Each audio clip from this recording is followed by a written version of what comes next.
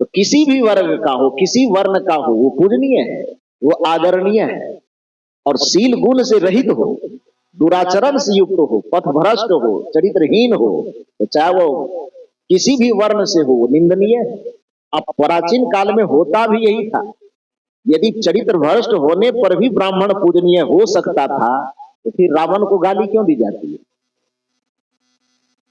रावण को गाली नहीं दिया जाना चाहिए गोस्वामी जी के ही अनुसार, क्योंकि गोस्वामी जी कहते हैं कि यदि शील गुण से भ्रष्ट भी हो कोई, यदि वह ब्राह्मण है तो पूजनीय है, तो फिर रावण कौन है? ब्राह्मण है ना, वो ऊंच कुल पुलस्त के नाती है ना। वो गलती क्या हुई? हालांकि हम लोग जब साहित्य के अध्ययन करते हैं तो जितनी बड़ी गलती रावण की बताई जाती है, उतनी बड़ी गलती रावण की है नहीं। उससे बड़ी बड़ी भयंकर गलती करने वाले आपके देश में छिपे। अंतर इतना है कि अब कहावत है ना कि अपने दही को कोई खट्टा नहीं कहता। रावण कहीं बाहर का था, श्रीलंका के रहने वाले, उस समय लंका कहलाता था, आज शायद श्रीलंका उसी को कहा जाता है। तो वहां के रहने वाले थे, उसकी छोटी सी गलती को भी आपने बड़ा चढ़ा करके दुनिया के सामने दिखा। उसकी गलती को आप दिखा भी रहे, सबसे भयंकर गलती यह दिखा रहे हैं कि उन्होंने माता सीता का अपहरण कर, यही दिखाया जाता है ना शास्त्रों में। लेकिन उनकी मर्यादा भी यह है कि सीता मैया का हरण करने के बावजूद भी जो आदमी पंचवटी से उठा करके उसको लंका ले जा सकता है, उस व्यक्ति को इतना सामर्थ्य है कि उसको अपने घर में भी ले जा सकता है। ले जा सकता है कि नहीं? लेकिन वह अपने घर में न ले जा करके महिला संरक्षिकाओं के समक्ष, महिला सेना के समक्ष उसको महिला सुरक्षा में कहां रखा गया? अशोक वाटिका में रखा गया। इसको रावण की मर्यादा कहेंगे कि नहीं कहेंगे? एक मर्यादा कहिएगा नहीं। हालांकि मैं कोई रावण का गुणगान नहीं कर, उसका प्रवक्ता नहीं हूं मैं लेकिन जब आप कोई फैसला कीजिएगा तो पक्ष और विपक्ष दोनों की उचित अनुचित बातों को देखिएगा कि नहीं देखिएगा। और उसी के जगह पर जिसको हम देवताओं का राजा कहते हैं, देवताओं के राजा का क्या नाम है? इंद्र। इसलिए उसको देवराज इंद्र कहा जाता है, जो स्वर्ग के अधिपति है। इस स्वर्ग में आप और हम जाना चाहते हैं, उस स्वर्ग का अधिपति राजा इंद्र, उन्होंने क्या किया भाई? अपने गुरु की पत्नी, एक ऋषि की पत्नी, एक संत की पत्नी, गौतम ऋषि, और गौतम ऋषि की पत्नी का क्या नाम है? अहिल्या। वो अपहरण करने की बात तो छोड़िए, उसके साथ क्या किया? वो एक तो ऋषि है, वो गुरु तुल्य है, वो गुरु की पत्नी के साथ जाकर के उन्होंने व्यभिचार किया। इंद्र का कुकर्म ज्यादा बड़ा है कि रावण का कुकर्म?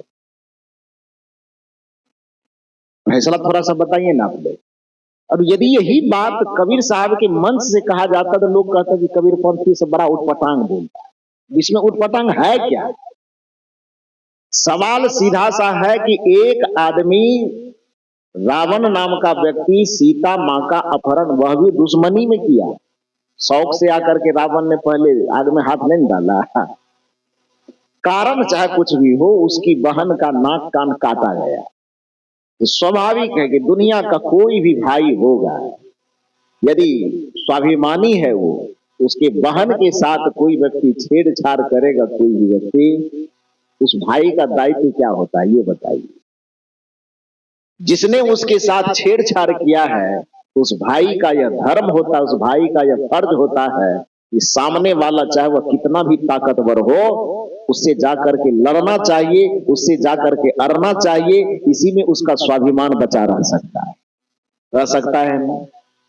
रावण ने वही किया। हालांकि उसको लड़ने का और कोई तरीका अपनाना चाहिए था, राम जी से और हाथापाई करना चाहिए था, तो शायद उसकी मर्यादा थोड़ी उतनी नहीं घटती।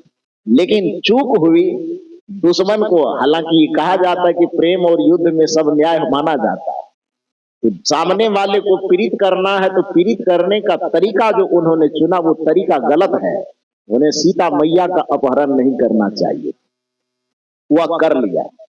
ठीक है, वो कर लेने के बावजूद भी यदि माना जाए कि रावण के द्वारा ये गलती हुई, ठीक है, हम भी कह रहे हैं गलती हुई, लेकिन एक जगह आपकी परंपरा में जो स्वर्ग पर बैठा हुआ स्वर्ग का राजा बना हुआ है, जिसको देवता ही नहीं बल्कि देवताओं का राजा कहते हैं, वह आप ही के देश के, आप ही के गुरु परंपरा के, आप ही के ऋषि परंपरा की धर्मपत्नी के साथ जाकर के बलात्कार और व्यभिचार करता है, उसको तो आप स्वर्ग के सिंहासन पर बैठा करके रखते हैं, और त्रेता युग, द्वापर युग, कलयुग बीत जाने के बावजूद भी आज तक रावण का पुतला जला रहे हैं।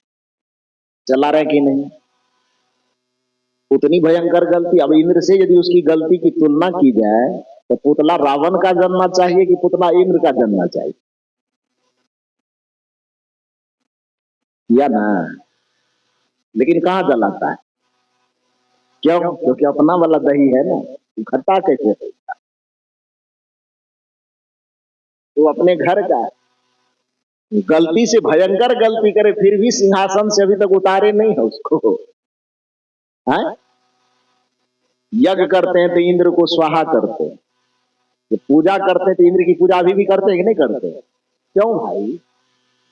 कबीर साहब यही यथार्थ बताना चाहते कि जिस देवता को तू पूजना चाहते हो और अपनी मुक्ति चाहते हो कि देवता को स्वाहा स्वाहा कर देंगे, उस देवता का कुछ अक्षत जल चढ़ा देंगे, उस देवता की बात छोड़ो, देवता के राजा का क्या हाल है? जिस राजा का इतना बुरा हाल है उस प्रजा का क्या बुरा हाल है? देव चरित्र सुनो रे भाई, कबीर साहब का एक पद है, देवताओं का चरित्र सुनोगे तो मन एकदम घृणा से भर जाएगा। कबीर साहब कहते हैं कि मैं देवता मानता हूं, लेकिन जिस देव की अवधारणा तुम इस दुनिया को दे रहे, मानो तो देव न तो पत्थर, वो मैं मानने वाला नहीं हूं। कबीर साहब ने उस पंडित से कहा कि भैया मैं इस फार्मूले पे नहीं मानूंगा कि मानो तो देव न तो पत्थर। पंडित जी ने कहा नहीं, धर्म के क्षेत्र में ऐसा चलता है। कबीर साहब ने कहा कोई बात नहीं, अभी तो हम सहमति नहीं देंगे, थोड़ी देर के बाद फिर आपस में हम लोग विचार करते हैं। और तब तक कबीर साहब दिमाग में योजना बना लिए कि प्रैक्टिकल में से क्या समझाना। तो एक ही जगह भोजन के लिए बैठे, शिष्य को कान में कह दी कि प्रयोग के लिए सब करना है। सबको बराबर थाली लग गई, सबके सामने बराबर चीजें परोसी गई थाली में, जो भी सामग्री थी भोज पदार्थ की। और स्पेशल में अपने शिष्य को पुकार करके कबीर साहब कहते चांदी वाला कटोरी ला दो। वो स्पेशल तैयार था उधर सामग्री। तो जैसे पंडित जी सुनते हैं कि चांदी की कटोरी में मेरे लिए कुछ आ रहा है, पंडित जी का मन फूल एकदम फलोरी हो गया। मुझे बड़ा भाव दिया जा रहा है। लाया गया, सामने में रखा गया, और चांदी की कटोरी को जब उघाड़ा गया, ऊपर से जो कुछ था रखा हुआ हटाया गया, उसमें देखा गाय का गोबर भरा हुआ है। क्या भरा हुआ है?